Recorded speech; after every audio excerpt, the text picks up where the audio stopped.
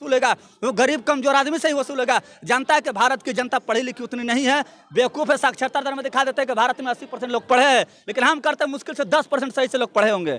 अपने घर की शादी को या विकास बता दिए है, और जो 80 करोड़ ले रहे हैं, और खास करके जो गोबर भक्त है, इसी को विकास समझते हैं। यानी ऐसा भ्रम फैला दिया ये लोग कि लोग ये समझे कि जिंदा रहना ही विकास है। गुजरात के जितने भी लोग हैं उन्हें व्यापार करना सबसे बेहतर आता है, उनसे बेहतर व्यापार पूरे भारत में गुजरातियों से बेहतर व्यापार कोई नहीं कर सकता है। यही कारण है कि वो जियो को लेकर के आए, और जियो का प्रचार करने वाला पूरे अगर आज इलेक्शन होगा ना तो अडानी और अंबानी जो है कांग्रेस को भी चंदा देंगे, राजद को भी चंदा देंगे, भाजपा को भी चंदा देंगे, जदयू को भी चंदा। सभी ने अपना टैरिफ बढ़ा देखिए, आपको पता होगा कि 2013 में जब नरेंद्र मोदी प्रचार कर रहे थे, वो प्रधानमंत्री के उम्मीदवार थे, तो बहुत लंबी लंबी हवा दिए थे, आएंगे तो हर हाथ में रोजगार होगा, हर साल 2 करोड़ रोजगार देंगे। अगर काला धन अगर पूरे दुनिया से लेकर के चले आएंगे तो 15 लाख तो यूं ही आ जाएंगे। तो बिल्कुल वही जुमला इस बार भी रचा गया। और आपको बता दें कि अंबानी की जिस तरीके से आप बात कर रहे, जियो की बात कर रहे हैं, जियो ने अपना जो है बढ़ाया इसलिए है, पैसा इसलिए बढ़ाया है कि क्योंकि उसके पास कारण यही था कि उनके बेटे के शादी में नचनिया बजनिया को बुलाना था, तो 80 करोड़ 85 करोड़, कभी रिहाना को बुलाते हैं, कभी बीवर को बुलाते हैं, तो उसमें करोड़ों रुपए खर्च होता है ना जी। सबको पर्सनल हेलीकॉप्टर से बुलाते हैं, पर्सनल जहाज से बुलाते हैं, बड़े बड़े लोगों को बुलाते हैं, तो अरबों खरबों जॉन सिन्हा भी आते हैं, अरबों खरबों खर्चा होगा तो उसका वसूली किससे करेंगे? वो तो जनता से ही करेंगे। तो जानते हैं कि भारत की जनता जो है महा बेवकूफ़ है, बेवकूफ़ नहीं है। जानते हैं, देखिए पहले क्या किया रिलायंस, शुरुआत में जब रिलायंस आया तो पहले लोगों को लत लगाया कि 777 रुपया का मोबाइल लीजिए और 777 रुपया आपको बैलेंस भी दे रहे हैं। लोगों ने सोचा कि बाप रे बाप इतना अच्छा आ गया, चलो सब रिलायंस यूज करो। रिलायंस यूज किया, उसके बाद लोगों ने इनके फितरत को जाना तो सब ने रिलायंस का बहिष्कार करना शुरू कर दिया। फिर जब मोदी जी आए तो मोदी जी ने क्या किया, जियो का बढ़ावा किया।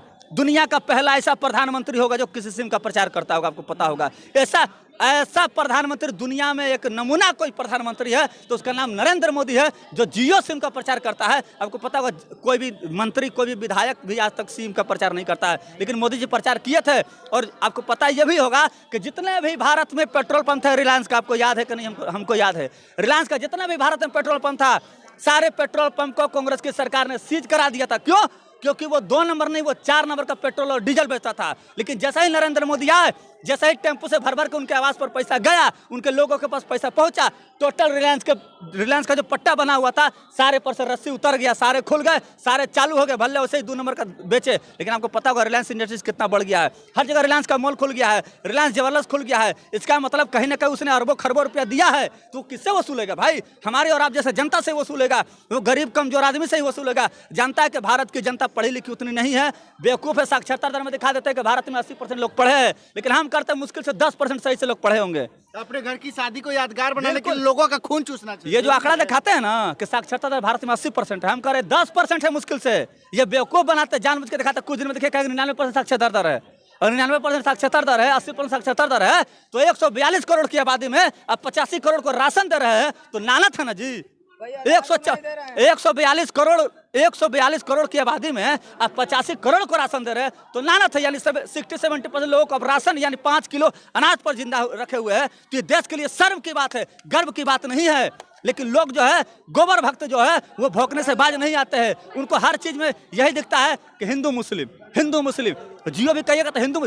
जियो का सबसे ज्यादा प्रचार करने वाला कौन था? ये गोबर भक्त, ये अंध भक्त। उससे पहले हम कह रहे कि देखिए एयरटेल, कोई लोग लगता है एयरटेल महंगा दे रहा है, BSNL महंगा दे रहा है। था वाकई में कि 200-300 का रखिएगा तो 2 GB 3 GB देता था। लेकिन ये जियो क्या किया, बिल्कुल वही रिलायंस के तौर पर लेकर के आया कि फ्री दे रहा है आपको। लोगों ने बोला बाप रे बाप फ्री दे रहा है, वो 4G दे रहा है। सब यूज करने लगा, 4G यूज करने लगा। फिर उसके बाद बोला 49 डलवाइए, सब लोगों ने 49 डलवाया। फिर बोला 99 डलवाइए, सब 99 डलवाया। फिर बोला 149 डलवाया। जब धीरे धीरे बढ़ोतरी करने लगा तब लोग उसके फितरत को समझना शुरू कर दिया। और अब जो है लोग अब समझ चुके हैं कि 239 का रिचार्ज बढ़ा के 299 कर दिया। और आपको पता होगा जो अनलिमिटेड 5G मिलता था वो अनलिमिटेड भी बंद कर दिया है।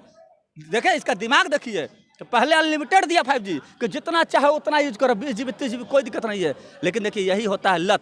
जिस तरीके से मोदी जी 5 किलो अनाज को ही विकास बता दिए है, मोदी जी के लोग विकास बता दिए हैं, और जो 80 करोड़ ले रहे हैं, और खास करके जो गोबर भक्त है, इसी को विकास समझते हैं। यानी ऐसा भ्रम फैला दिया ये लोग कि लोग ये समझे कि जिंदा रहना ही विकास है।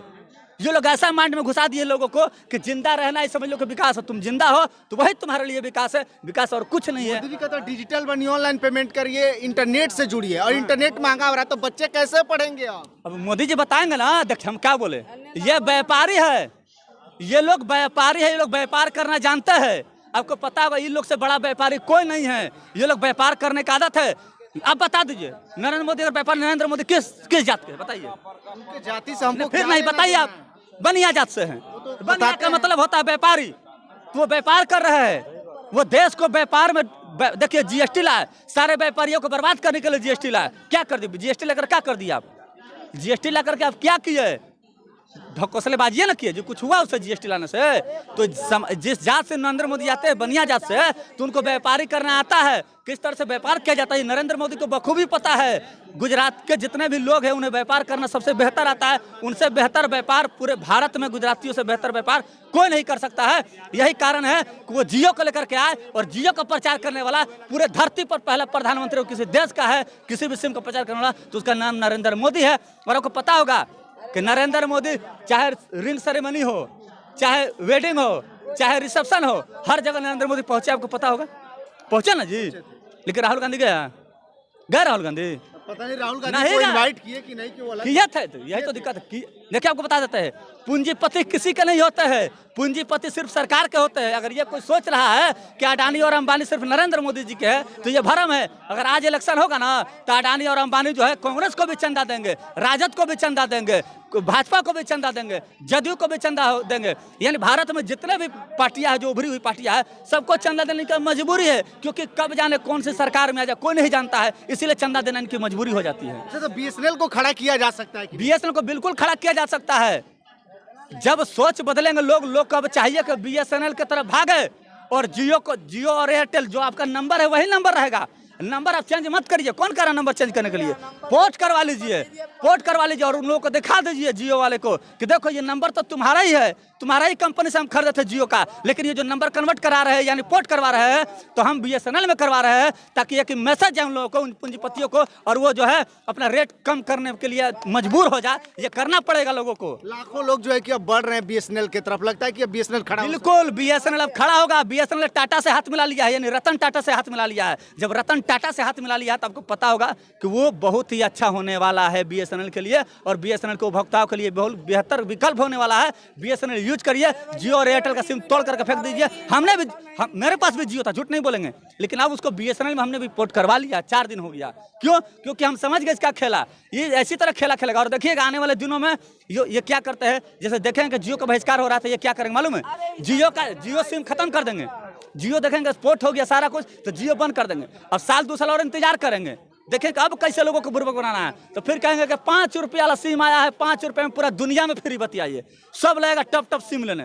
तो बुर्बक की कमी नहीं है, बेवकूफ़ों की कमी नहीं है। यही कारण है कि पूंजीपति जो है आज राज करते हैं। आपको पता होगा कि सबसे ज़्यादा पैसा भारत में जो है पूंजीपतियों का, कुछ परसेंट पूंजीपतियों के पास, 1% पूंजीपतियों के पास देश का 80 से 85% रुपया पड़ा हुआ है।